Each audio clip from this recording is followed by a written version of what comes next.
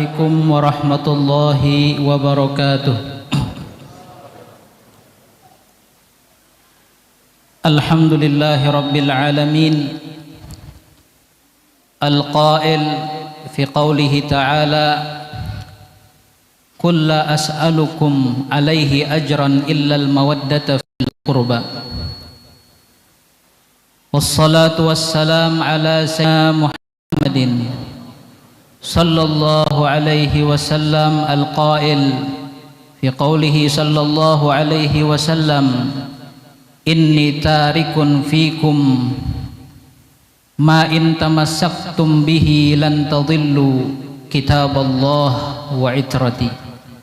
Allahumma salli wa sallim ala sayyidina Muhammadin miftahi babi rahmatillah adada ma fi ilmillah, salatan wa salaman daimaini bidawami mulkillah wa ala alihi wa ashabihi wa sallim taslima, amma ba'd. Yang kami muliakan para habaib, para syaraif, yang mana keberadaan para habaib dan para syaraif di dalam suatu majlis atau di dalam suatu baldah atau suatu kampung itu dan majlis itu ada pandangan khusus dari baginda Rasul sallallahu alaihi wasallam dan Sayyidatina Khadijatul Kubra.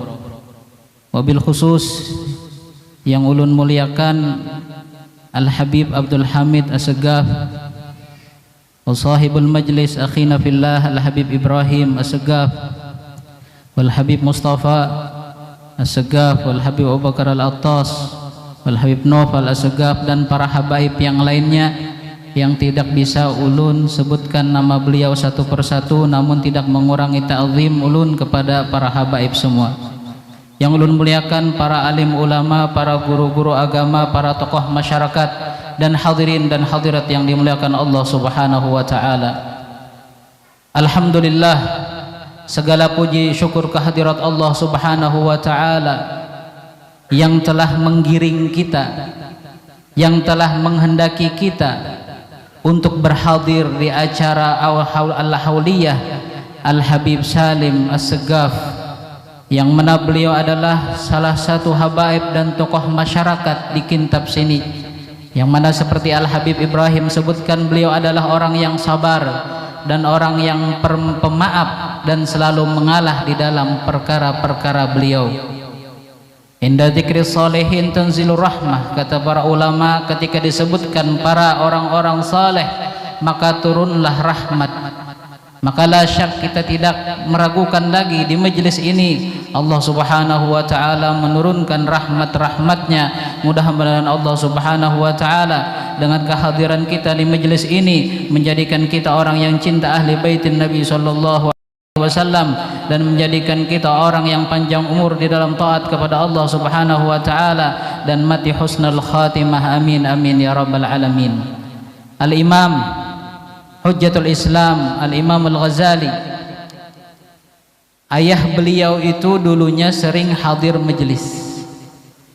Ayah beliau itu dulunya sering hadir majlis. Jadi setiap majlis ayah Al-Imam Ghazali itu berdoa meminta Allah Subhanahu wa taala ketika hadir majlis yang diliputi oleh rahmat Allah Subhanahu wa taala untuk diberikan anak yang alim dan untuk diberikan anak yang hebat untuk menyampaikan mau'izatul hasanah. Akhirnya dengan berkat beliau di dalam berdoa di majelis-majelis ilmu, di dalam majelis-majelis zikir yang penuh rahmat Allah Subhanahu wa taala, Allah kabulkan doa beliau, diberikan oleh Allah Subhanahu wa taala al-alim al-allamah al-Imam Al-Ghazali, Muhammad Al-Ghazali. Kemudian Allah Subhanahu wa taala mengabulkan doa beliau yang kedua, yaitu mendapatkan anak yang hebat di dalam menyampaikan mau'izatul hasanah, yaitu Al-Imam Ahmad Al-Ghazali, saudaranya Al-Imam Ghazali. Itu berkat apa? Berkat beliau berdoa di majelis-majelis. Makanya kita kalau hadir majelis ilmu, banyak-banyak berdoa kepada Allah Subhanahu wa taala untuk diberikan kepada Allah kebaikan dunia akhirat dan husnul khatimah indal maut dan dzurriyyah salihah. Mudah-mudahan Allah mengabulkan itu semuanya untuk kita, amin amin ya rabbal alamin. Sebenarnya ulun berdiri di depan pian berataan ini kada pantas, karena sudah disampaikan oleh Habib Ibrahim dan Habib Mustafa, apalagi di hadapan para habaib, para alim ulama, cuma hanya melaksanakan perintah al Habib Ibrahim untuk sedikit menyampaikan tentang perkara-perkara agama yang mudah-mudahan itu semuanya manfaat gasan ulun pribadi dan hadirin dan hadirat rahimakumullah. Di dalam kesempatan ini ulun hendak menyebutkan suatu hadis, yang mana hadis ini disebutkan oleh Al-Imam Al-Allamah Wajihuddin Abdurrahman bin Mustafa Al-Idrus di dalam kitab beliau Iqdul Yawaqid fi fadli ahli baitin Nabi Tahir sallallahu alaihi wasallam. Al-Habib Abdurrahman bin Mustafa Al-Idrus, yang mana beliau dilahirkan di Trim, kemudian beliau meninggal dan wafat di Mesir, di Qahirah. Beliau menyebutkan di dalam kitab beliau sebuah hadis Nabi sallallahu alaihi wasallam. Qala an-nabiy sallallahu alaihi wasallam, arba'atun ana syafi'un lahum yaumal qiyamah. Al-mukrim li dzurriyyati. Itu yang pertama. Yang kedua, al-qadhi lahum hawaijahum. Yang ketiga, as-sa'i lahum fi umurihim 'inda ittirarihim. Yang keempat, al-muhibbu lahum biqalbihi wa lisanihi, atau kama qala Nabi sallallahu alaihi wasallam. Yang artinya Rasul sallallahu alaihi wasallam bersabda di dalam sebuah hadisnya, kata Rasulullah, 4 orang, yang mana 4 orang ini aku kasih syafaat nanti di hari kiamat. Mudah-mudahan kita termasuk yang salah satu daripada yang 4 ini, amin amin ya rabbal alamin. Yang pertama adalah al-mukrim li dzurriyyati, orang-orang yang memuliakan dzurriyyatku, kata Nabi Muhammad sallallahu alaihi wasallam. Jadi kalau orang hidupnya di dunia ini memuliakan keturunan Rasul sallallahu alaihi wasallam dengan ikhlas karena Allah, dengan cinta kepada Rasul sallallahu alaihi wasallam, maka ini tabungan yang sangat mahal untuk mendapatkan syafaat Rasul sallallahu alaihi wasallam di hari kiamat. Kenapa? Karena Rasul sallallahu alaihi wasallam di hari kiamat nanti, dengan kebanyakannya manusia dari umat Nabi Allah Adam sampai akhir zaman, mana mungkin bisa mengenal kita kalau tidak ada amal soleh yang bisa memajukan kita untuk dikenal oleh baginda Rasul sallallahu alaihi wasallam. Disebutkan sebagian ulama di dalam kalam beliau, yaitu Al-Habib Abdullah bin Umar Asy-Syatiri, di dalam kalam beliau ceritanya Al-Imam Ahmad bin Hanbal radhiyallahu anhu. Al-Imam Ahmad bin Hanbal ini adalah seorang sahibul madhab, yang mana beliau ini adalah muridnya Imam Syafi'i, atau dibilang madhab Hambali. Al-Imam Ahmad bin Hanbal ini diceritakan di dalam kalam Al-Habib Abdullah bin Umar Asy-Syatiri, ketika mau keluar dengan murid-muridnya dari masjid, ketika mau keluar dari masjid berserta murid-muridnya, ketika sampai di muka pintu masjid, Al-Imam Ahmad bin Hanbal berhenti dari jalannya. Akhirnya murid-muridnya bingung, wahai imam, kenapa engkau berhenti? Kata Al-Imam Ahmad bin Hanbal, aku berhenti karena ada salah satu anak kecil daripada zuriat Nabi Muhammad sallallahu alaihi wasallam di depan pintu, dan aku tidak mau berjalan di hadapan anak zuriat Nabi Muhammad sallallahu alaihi wasallam. Akhirnya kata Imam Ahmad bin Hanbal, wahai fulan, daripada zuriat Rasulullah SAW, pian badahulu berjalan, ulun di belakang. Beginilah akhlak al-Imamul Azim Imam Ahmad bin Hanbal kepada zuriat Nabi Muhammad sallallahu alaihi wasallam. Maka disebutkan guru kami di Hadramaut bahwasanya orang alim yang cinta kepada ahlul bait maka manfaat ilmunya besar dan akan mendapatkan maqam yang besar di sisi Allah Subhanahu wa taala. Dan ini terbukti kita lihat di dalam kasat mata kita orang-orang alim yang mana mereka mempunyai kecintaan besar kepada zuriat Nabi Muhammad sallallahu alaihi wasallam akan mempunyai manfaat yang besar, termasuk Al-Imam Ahmad bin Hanbal. Al-Imam Syafi'i sebagai gurunya. Nah, kalau yang namanya murid itu kada lepas dari didikan gurunya, otomatis gurunya orang yang sangat cinta kepada ahli baitin Nabi Muhammad sallallahu alaihi wasallam. Kata Imam Syafi'i di dalam gumbahan syairnya, ya ahla baitin nabi, ya ahla baiti Rasulillah, hubbukum fardun minallahi fil Qur'ani anzalahu, kafakum min azimil qadri annakum man lam yusalli alaikum la salata lahu. Wahai ahli baitin Nabi Muhammad sallallahu alaihi wasallam, kecintaan kepada kalian itu fardu seperti yang Allah firmankan di dalam Al-Quran. Dan cukup kebanggaan bagi kalian wahai ahli bait daripada kemuliaan kalian orang yang di dalam salatnya tidak bersolawat kepada alin Nabi sallallahu alaihi wasallam, maka salatnya tidak sempurna. Makanya kita di dalam tasyahud kada bersolawat kepada al sunnah sujud sahwi, karena termasuk abadus sholah, bahkan sebagian ulama mengatakan di madhab qadim wajib sholah alal alin Nabi sallallahu alaihi wasallam itu di tasyahud akhir. Cuman yang dipakai sekarang yang madhabul jadid, yaitu madhab yang hanyar, yaitu adalah sholatnya tidak sempurna kalau tidak bersalawat kepada alin Nabi Muhammad sallallahu alaihi wasallam. Kita lihat di Kalimantan, di Banjarmasin, yang sudah kita lihat dengan kasat mata kita, Syekh Muhammad Zaini, gimana kecintaan beliau kepada alin Nabi sallallahu alaihi wasallam.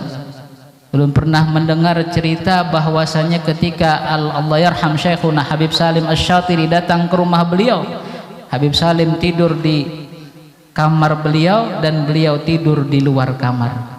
Apa yang mendukung beliau untuk tidur di luar kamar dan Habib Salim tidur di kamar beliau kecuali cinta kepada ahli baitin Nabi Muhammad sallallahu alaihi wasallam? Syekh Maimun Zubair yang kita ketahui baru berapa tahun wafat di Mekkatul Mukarramah. Beliau itu di dalam hidupnya tidak membedakan antara habaib yang alim atau kada alim, habaib yang biasa atau yang baik, tetap karena beliau memandang zatnya ada darah Nabi kita Muhammad sallallahu alaihi wasallam. Maka beliau memuliakan para habaib, para zuriat Nabi.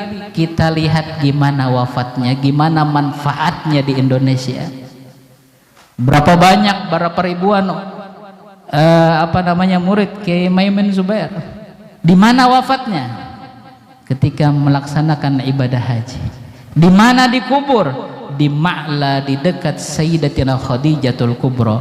Ini secara zahir, secara kasat mata beliau dimuliakan oleh Allah untuk mendekat kuburannya kepada Sayyidah Khadijah, mamanya para habaib, datunya para habaib, kena berkat cinta beliau kepada habaib, kepada zuriat Nabi Muhammad sallallahu alaihi wasallam. Kiai Hamid Pasuruan. Maka sebutlah para ulama-ulama kita di Indonesia, di luar Indonesia, kecuali mereka cinta kepada ahli baitin Nabi Muhammad sallallahu alaihi wasallam. Disebutkan suatu cerita sahib al-hadrah Basaudan, Al-Imam Abdullah bin Ahmad Basaudan.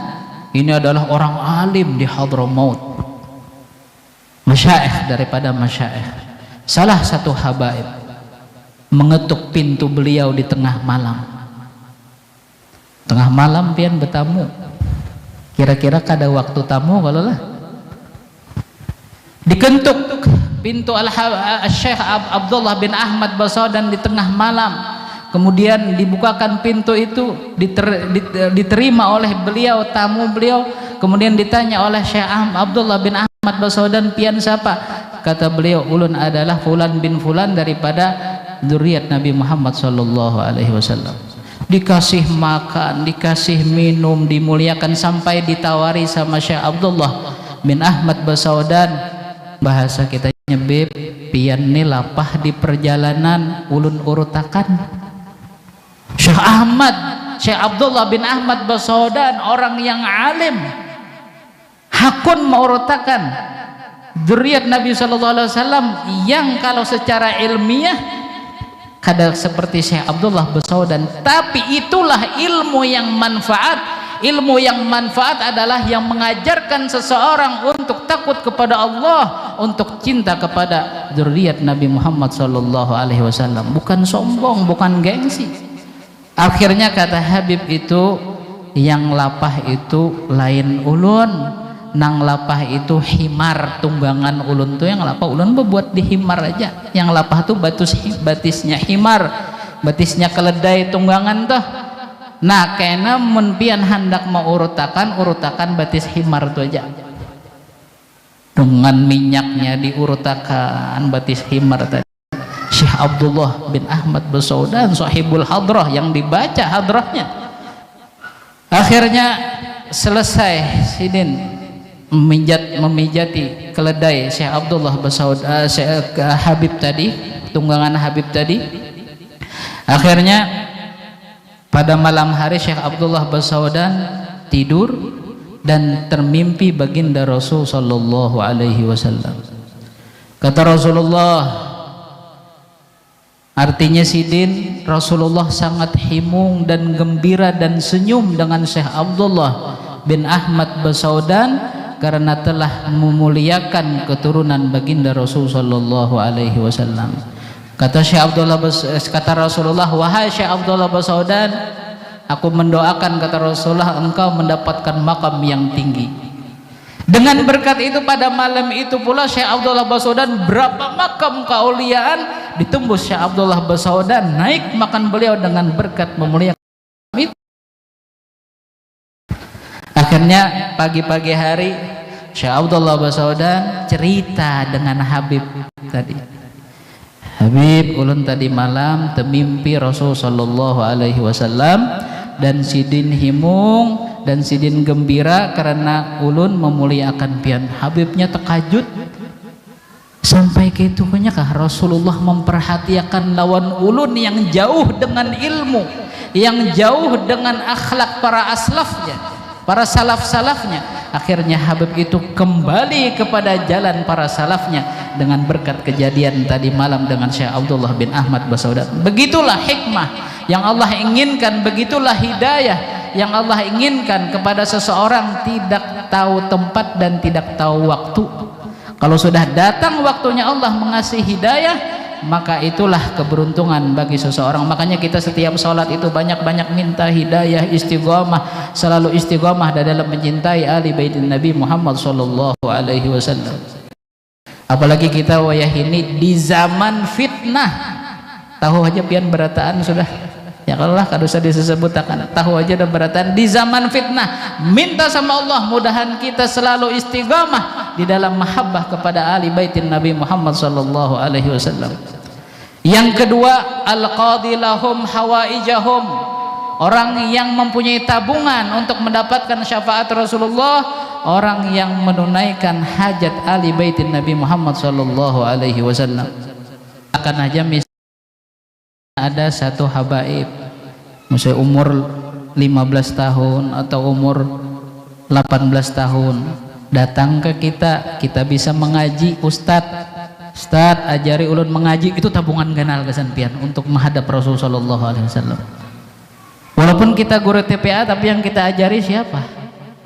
ahli baitin Nabi sallallahu alaihi wasallam. Kalau Habib itu bisa mengaji dengan perantara kita yang mengajari mengaji, itu tabungan sangat besar di hadapan Rasul sallallahu alaihi wasallam ketika kita menghadap Rasul sallallahu alaihi wasallam, karena ini adalah mengabulkan hajat alil bait untuk bisa membaca Al-Qur'an.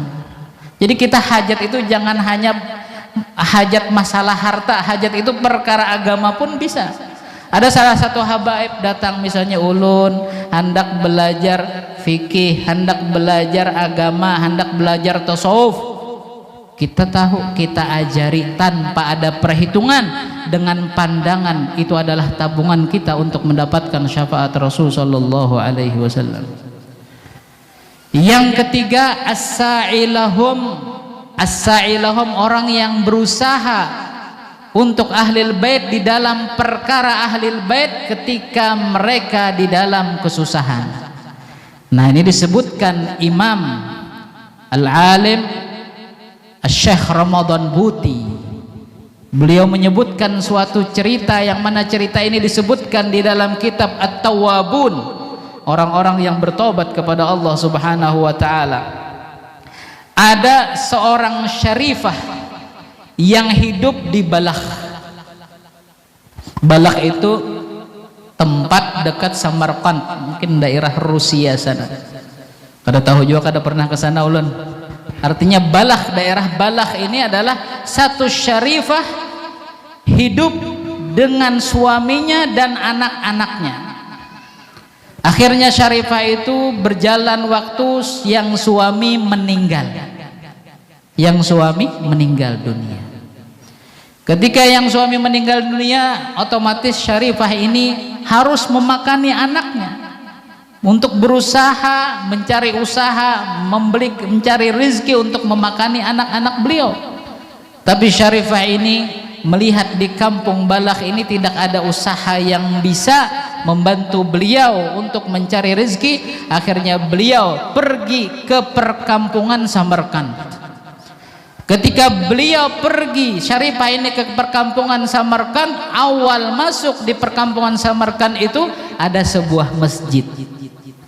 Ketika mendatangi sebuah masjid, anak-anak syarifah ini ditaruh di masjid, dan syarifahnya pergi ke daerah pasar untuk mencari rezeki untuk memakani anak-anak beliau. Ketika di pasar, ada salah seorang syekhul qaryah, termasuk orang yang terpandang di kampung itu, yang mempunyai harta yang banyak. Datang syarifah ini ke dalam keadaan hajat untuk memakani anak beliau, dan mengatakan, memberanikan diri untuk datang kepada tokoh masyarakat di kampung itu untuk meminta suatu harta untuk bisa mengasih makan anak-anak beliau. Akhirnya kata syekh yang di kampung itu, beliau mengatakan kayak gini, nama pian siapa? Ulun ini jar syarifahnya syarifah fulana bin fulana, dan ulun ini nasabnya tembus ke Sayyidina Ali bin Abi Thalib, imra'ah alawiyah ahli bait Nabi Muhammad sallallahu alaihi wasallam. Jar tokoh masyarakat di situ, adakah bukti pian ini dzurriyyat Rasulullah? Nah, ini penyakit orang wayah ini, mencari bukti. Kada perlu, sudah istighfar itu kan perlu lagi, sudah dari zaman ke zaman ke zaman ke zaman ini alil bait itu dalil kuat sudah bahwasanya mereka bahwasanya mereka adalah dzurriyyat Nabi Muhammad SAW. Jar syekhul qaryah tadi, adakah bukti pian ini termasuk daripada dzurriyyat Rasulullah? Jar yang syarifah tadi, ini lain kampung ulun. Ulun tidak bisa menganuakan bukti karena ini lain kampung ulun, kada ada kenalan di kampung sini, ulun perantauan. Akhirnya kata syekhul qaryah tadi, ketua kampung itu tadi, sudah pian keluar aja, ulun kada hendak memberi harta membantui pian.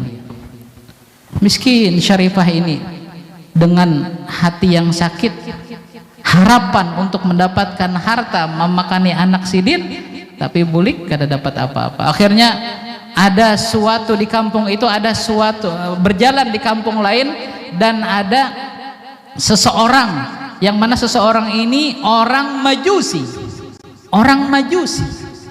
kafir, orang kafir Majusi. Dia datangi syarifah tadi untuk meminta bantuan untuk bisa memakani anak beliau.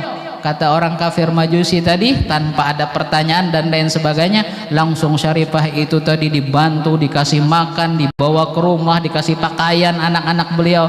Masya Allah, luar biasa.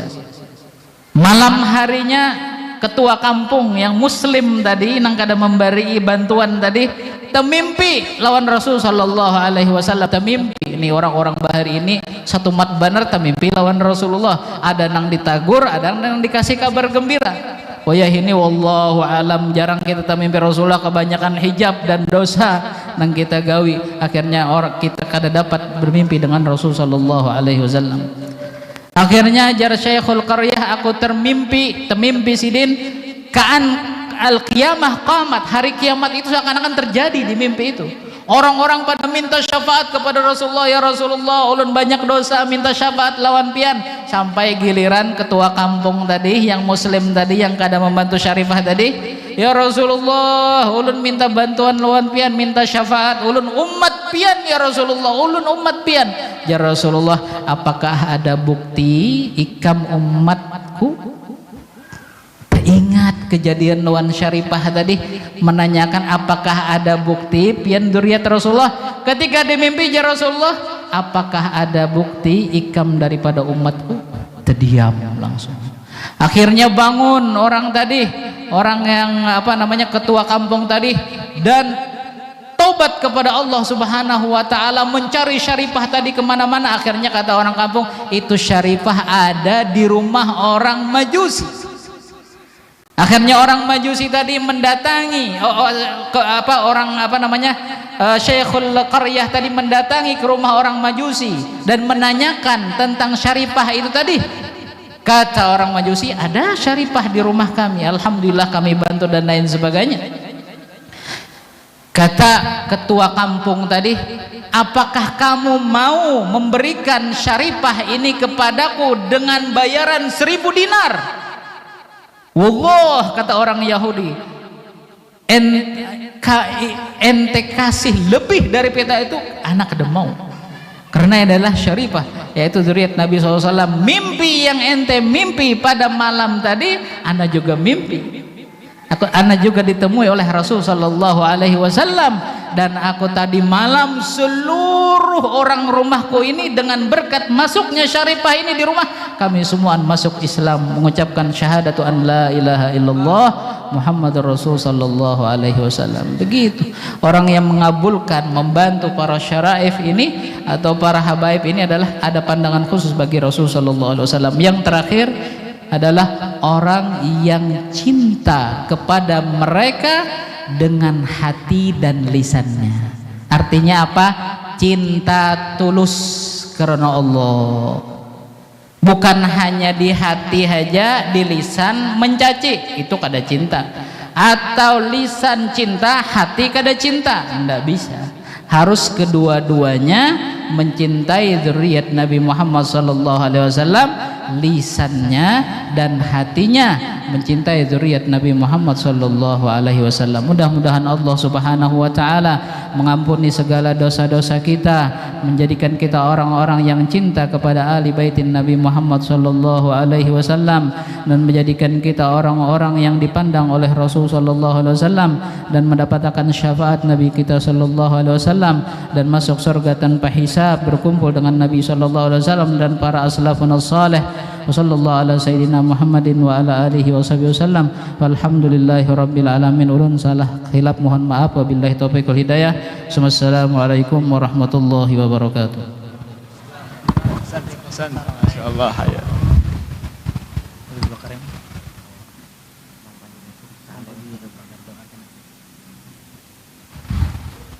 Acara selanjutnya tahlil Allah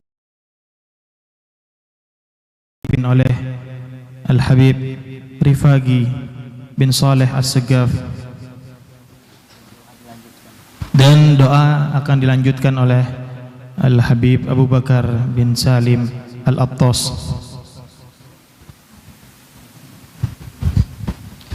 Alladzina amanu wa tatma'innu qulubuhum bi dzikrillah, ala bi dzikrillah tatma'innul qulub.